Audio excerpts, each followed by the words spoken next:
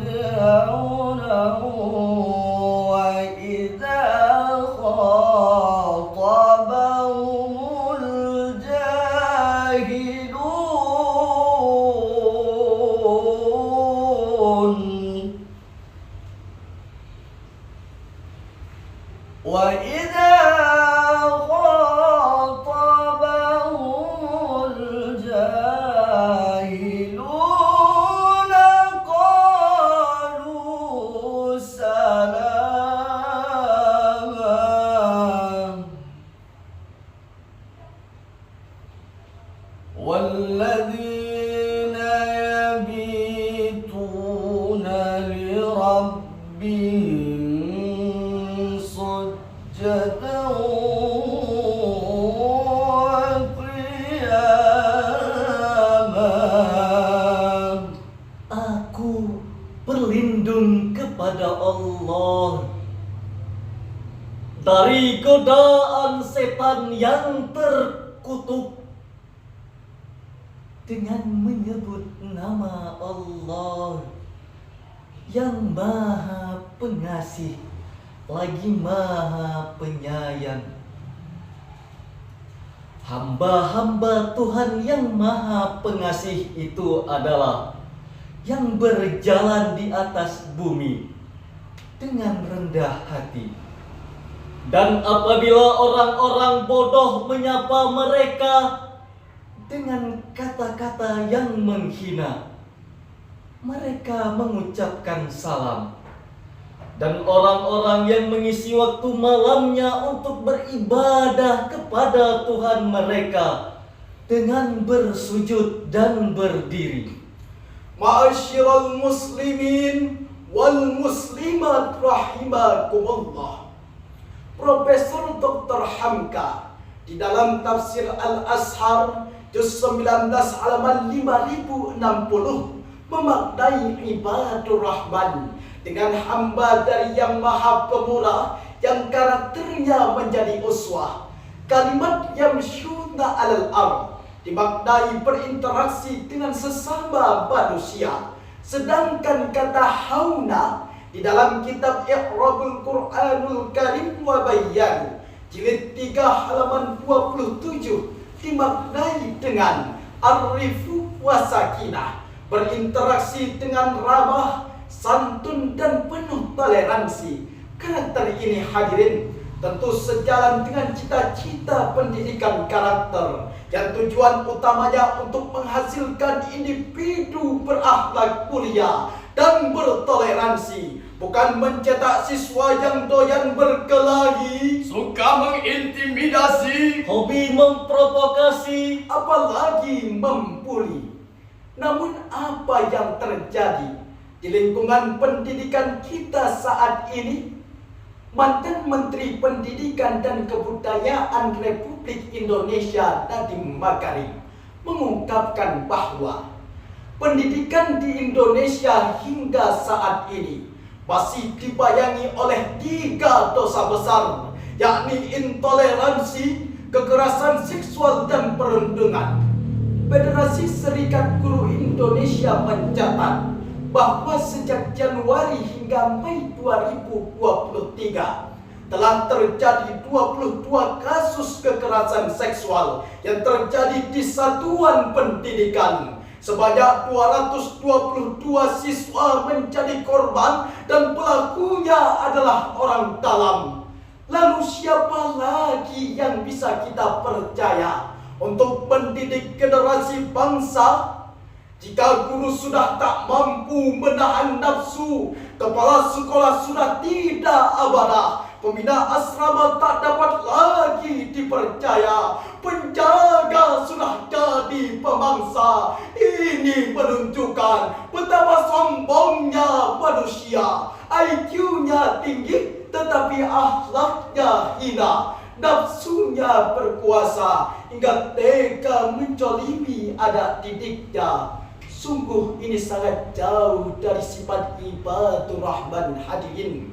Selanjutnya, kalimat wa idza khatabahumul jahiluna qalu salamah ditafsirkan oleh Imam Ibnu Katsir di dalam tafsir Al-Qur'anil Azim juz 19 halaman 128. Azabuhum bil ma'rufi minal qaul. Jika orang jahil mengganggumu, maka jawablah dengan perkataan yang baik. Ini berarti bahwa pentingnya sifat sabar agar anak muda mampu mengendalikan emosinya sehingga tidak mudah terprovokasi, berkelahi dan membuli. Inilah yang mencontohkan Rasulullah bahkan ketika dihina dan disakiti, sebagaimana yang diriwayatkan oleh Imam Bukhari dari Anas bin Malik radhiyallahu anhu. Aku berjalan bersama Rasulullah. Beliau mengenakan selendang menjerangi yang kasar telinga. Lalu seorang Arab Badui dan datang menarik selendang itu dengan keras. Hingga aku melihat bekas tarikan itu di leher Rasulullah. Kemudian Arab Badui berkata,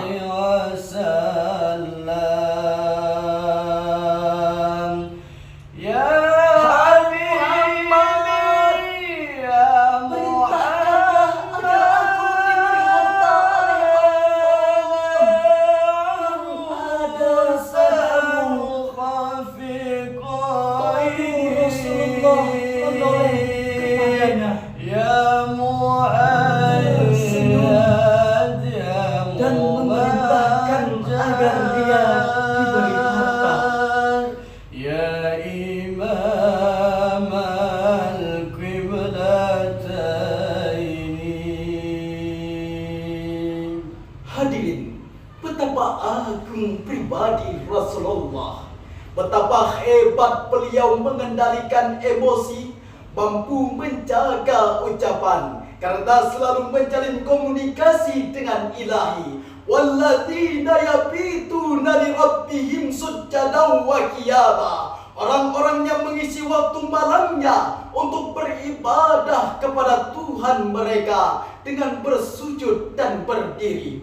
Inilah tujuan utama pendidikan Islam, hadirin, yakni bertaqarrub ilallah, selalu mendekatkan diri kepada Allah Sang Pencipta. Demikianlah yang ditegaskan oleh Hazzatul Islam Al-Imam Al-Ghazali di dalam kitab Ihya Ulumuddin jilid 1 halaman 10. Lalu hadirin, karakter apa saja yang harus ditanamkan keluarga untuk mendukung penguatan jati diri anak bangsa? Sebagai jawabannya, mari kita simak firman Allah di dalam Al-Quran surah Luqman ayat 17 berikut ini. Ya bunayya aqimis salata wa'mur bil ma'ruf wanha 'anil munkar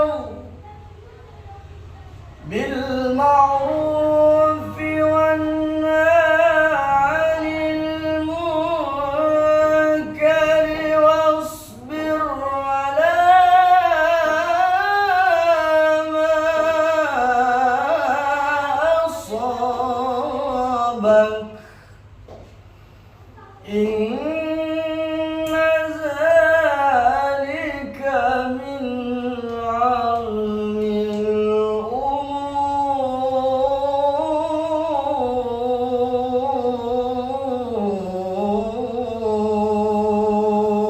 umur. Sadaqallahul azim. Wahai anakku, tegakkanlah sholat dan suruhlah manusia berbuat yang ma'ruf, dan cegahlah mereka dari yang mungkar, serta bersabarlah terhadap apa yang menimpamu. Sesungguhnya yang demikian itu termasuk urusan yang harus diutamakan. Maha benar Allah yang maha agung dengan segala firman-Nya. Hadirin, Imam Al-Qurtubi di dalam tafsir Al-Jami'ul li Ahkamil Quran jilid 16 halaman 379 menjelaskan bahwa ayat ini berisi tentang 3 ketaatan paling besar yang diajarkan Luqman kepada anaknya sebagai pembentuk jati diri.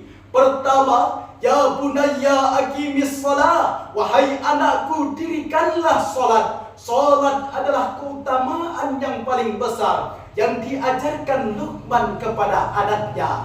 dan keutamaan yang paling besar. Maka contohlah bagaimana Nabi Yakub mendidik Yusuf, Ibrahim mendidik Ismail, Nabi Zakaria mendidik Yahya, dan Luqman mendidik anaknya. Sehingga fungsi ayah sangat berarti. Anak-anak akan kehilangan jati diri jika ayahnya tak peduli. Betul hadirin? Sebagai kesimpulan dalam syarahan kami, penguatan pendidikan karakter harus dimulai dari hangatnya hubungan orang tua dan anak di dalam keluarga. Tanamkan sifat sabar ke dalam dirinya agar ia tumbuh jadi pribadi yang taat beribadah, pandai bermuamalah. Orang tua sebagai madrasatul ula memberikan teladan dan dasar agama, dan lingkungan sekolah tempat menumbuh kembangkan etikanya.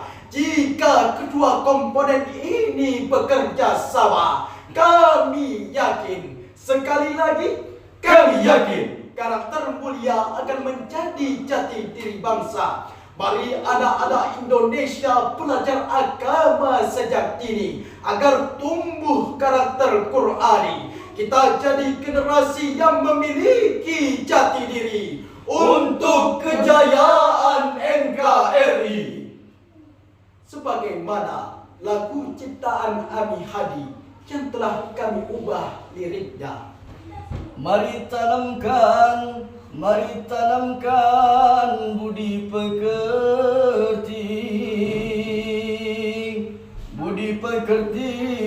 pekerti yang ruhani.